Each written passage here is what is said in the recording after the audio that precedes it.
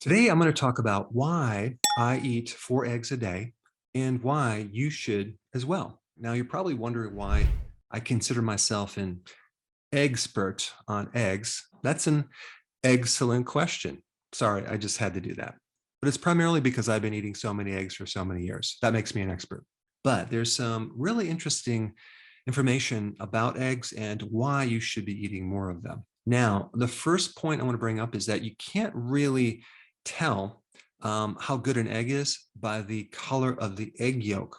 Well, at least recently, because they actually use synthetic coloring now that they give chickens to color the egg yolk on exactly what the farmer wants. And there's actually 15 different shades between yellow and orange that you can pick to determine what color your egg yolk is going to be. So unfortunately, the egg yolk nowadays doesn't really tell you about the amount of nutrition in that egg yolk. And they also use different colorings in the meat itself. So you can turn like a pale white color chicken meat into either yellow or a beige color.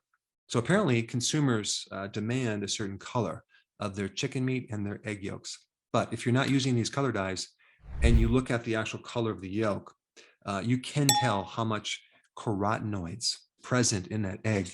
You can't tell the nutrition by the color of the shell, okay? Because they come in different colors. That doesn't give you too much data. The nutrition of an egg and a chicken is determined by how they're raised and what they're fed. And unfortunately, chickens nowadays just have absolutely no flavor. Like the chicken breast is bland. They actually have to flavor it. I'm not kidding. Next time you go to the store, look at the label for chicken breast, and you're going to notice it has natural flavorings or even artificial flavorings because they're trying to make this tasteless, bland piece of meat taste more like chicken. So unfortunately, we have grown chickens for size, and we want chickens that can grow fast because chickens are sold by the weight. Now, in 2015, the cost of a chicken was like $7. Okay. Now, to me, that's actually pretty cheap because, I mean, you have to grow the chicken, you have to take care of the chicken. How are you going to make any profit at all if you have to feed the chicken grain? And most of these chickens that are sold conventionally are fed grain. They're not allowed to go out and eat bugs or worms or any of that. But in 1948, the cost of a chicken was like $3. Now, if we compare that to the dollar now, it would be like buying a chicken for $30. And that is because the quality back then is much greater than it is now. Now, before I get into the benefits of egg, I want to just quickly talk about different terms that they use for eggs. So you have free range eggs, right? Well, what does that actually mean?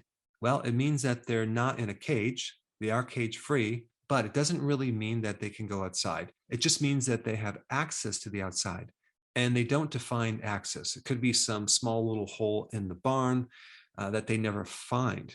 Also, the verification process on free range is not followed up with an on-site inspection. So there's a lot of gray areas when you talk about free range. And then when we get to cage free, it means that they're just outside the cage, which is a step up. And what about grade A?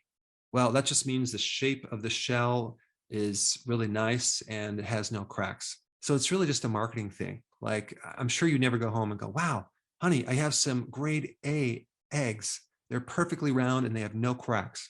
Then you have pasteurized eggs, right? That does not mean pasture raised, okay? Raised on a pasture outside. It means that they're heated, okay, which preserves them. It makes them last longer. And then you get vegetarian fed, right? And yet this sounds very wonderful. Vegetarian fed means you're feeding them grains like soy and corn, which are GMO. So I would recommend getting organic, pasture-raised type eggs. Now, what is better than that? Well, buy your eggs at a farmer's market, or if you have a little bit of space, raise your own hens and get your eggs that way. And these are the type of eggs that they produce. They produce a lot of eggs, even in the winter, which they're normally not supposed to produce. We have like 16 eggs every single day. So we're still trying to figure out what to do with all these eggs. But man, there's such a big difference between these eggs that we're consuming and the eggs that you buy at the store. And I'm doing a lot of experiments on growing animals and also growing vegetables testing certain things out on different soils, feeding animals different things to see what produces the healthiest animal and the healthiest plant. And I will be releasing this on a new YouTube channel. But I will say that growing your own chickens using organic grains without corn and soy is pretty darn expensive. So we're experimenting on different ways of feeding animals that are not just healthier, but cheaper. I mean, check this out right here. This is called fodder. It's sprouted barley. You start with a certain amount of barley seed, and then you let it sprout for 7 days, and it increases in weight by 7 times. This is like crack for your chickens. They love it. So I will keep you updated on that very, very soon. All right, so now let's talk about the benefits of eggs and why you should be eating eggs. And just realize I don't eat my eggs for breakfast. I eat them at my lunch because I fast. Of course, it's a late lunch. It's probably around 2, 2:30, maybe sometimes 3 o'clock.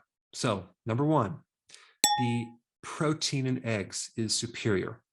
And what I'm talking about is the anabolic effect, which means the ability of that egg to help build protein tissues in your body, and the percentage of how much that egg protein is converted into body protein, like your muscles, your joints, and other proteins as well. So if we exclude breast milk, okay, protein is at 48%. So 48% is turned into body tissue. If we're talking about meat or fish, it's only 32%. And when we talk about soy protein, that's like 17%. And as a side note, egg white is only 17%. When you add the yolk in there, you get more utilization, which is interesting. And then whey protein is only 16%. So what happens to the other part of this protein? Well, it's converted into glucose and used as fuel. Now, there's another little thing about this I want to mention, and it's called insulin index.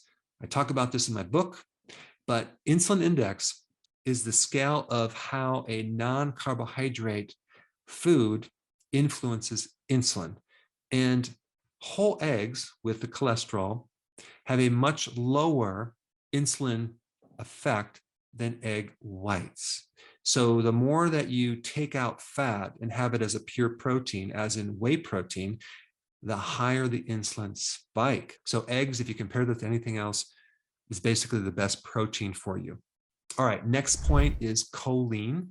Choline is really good for your brain. Choline acts as a bile salt in your liver. It helps break down cholesterol. So it's a good antidote for gallstones. It's a good antidote for a fatty liver. And then we get to lecithin, which is also another antidote for cholesterol, to keep your cholesterol in check, because eggs come with cholesterol. And a lot of people are concerned about cholesterol. In fact, there was a study out that said that when you eat eggs, it increases your risk for death from heart attacks by, I think, 17%. But I did a whole video on that. I will put the link down below. It's a ridiculous study based on a questionnaire. I wouldn't even call it a study because this association was so weak, and they didn't talk about the million other variables that could have caused heart attacks. And without getting into it too much, eggs will increase your HDL more than the LDL, but that's for a different topic. Now, the other cool thing about eggs is that they have a good amount of vitamin K2, which keeps the calcium out of the arteries and keeps the calcium out of the joints. And eggs also have vitamin D. So vitamin D and vitamin K2 work together. And there's not a lot of foods out there that will give you vitamin D. Eggs also have vitamin E, good for the heart, good for the skin. And eggs are loaded with vitamin A, the type that's extremely bioavailable, and it's called retinol. So part of these pigments in the vitamin A complex are like yellow orange. So the deeper the color, the more the vitamin A you're going to get. And eggs have omega-3 fatty acids, okay? Especially if they're allowed outside so they can eat worms and insects. Eggs are loaded with the B vitamins, B1, B2, B3, B6, B12. Now, I did mention that I feed my chickens a organic grain without the soy, without the corn. That grain is fermented for 3 days to release a lot of the B vitamins and other nutrients that are locked up in that grain. And not only is that more nutritious, you can feed them less because it helps their digestion. Eggs also have trace minerals and minerals. Eggs also have carotenoids, okay? That is a nutrient dense pigment that gives that yolk the color, but it also has a lot of health benefits, okay? Now, the two big carotenoids are number one, lutein, which is yellow in color, and zeaxanthin, which is more orange. Both of these pigments greatly improve the eye. In fact, the greatest concentration of these carotenoids are in the eye. So they support the lens, the retina, they help prevent macular degeneration. They help reduce the blue light that you're exposed to with all your computers and cell phones, etc.